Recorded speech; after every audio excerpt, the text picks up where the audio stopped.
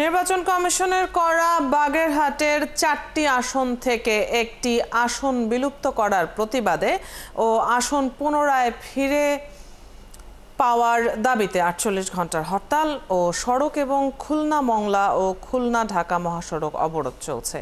সকাল 6টা থেকে এই কর্মসূচি পালন করছে সর্বদলীয় সম্মিলিত কমিটি।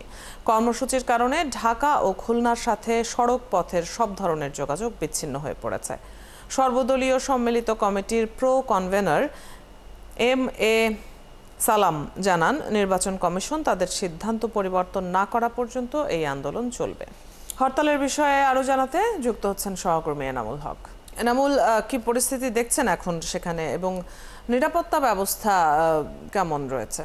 অদিতি, আপনি জানেন যে সকাল 6টা থেকে কিন্তু হরতাল শুরু হয়েছে। এই হরতাল শুরু হওয়ার পরে থেকে কিন্তু এখন পর্যন্ত আমি যে স্থানটিতে দাঁড়িয়েছি এটা হচ্ছে বাগেরহাট জেলার কাটাখালী মোড়। এই কাটাখালী মোড় থেকে খুলনা মংলা, খুলনা ঢাকা সহ দেশের যে বিভিন্ন স্থান রয়েছে সেখানে কিন্তু গাড়ি চলাচল করে। তবে এই মুহূর্তে কিন্তু সেই সকাল থেকে এখন পর্যন্ত কিন্তু টোটাল সড়কেই কিন্তু গাড়ি চলাচল বন্ধ রয়েছে। আমি একটু কথা বলবো কেন্দ্রীয় বিএনপির সাবেক ছাত্রদল নেতা যুগ্ম সাধারণ সম্পাদক ওয়াহিদুজ্জামান সাহেব। আপনারা এই হরতাল দিয়ে কি মেসেজ দিতে চাচ্ছেন? আমরা ইসির কাছে আমাদের মেসেজ স্পষ্ট যে আমাদের 4টি আসন পুনরায় ফিরিয়ে দিতে হবে।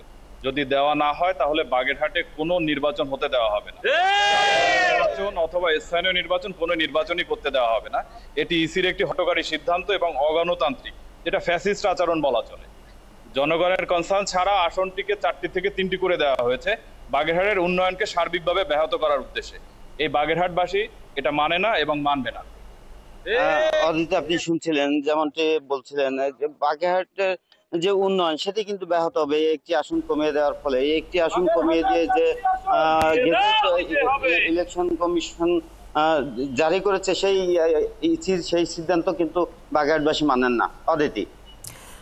এনামুল, আপনি আছেন, পরিস্থিতি দেখছেন এবং হরতাল চলছে সেখানে, নিশ্চয়ই পরবর্তী সংবাদগুলোতেও আমরা জানবো আপনার কাছ থেকে আপডেট।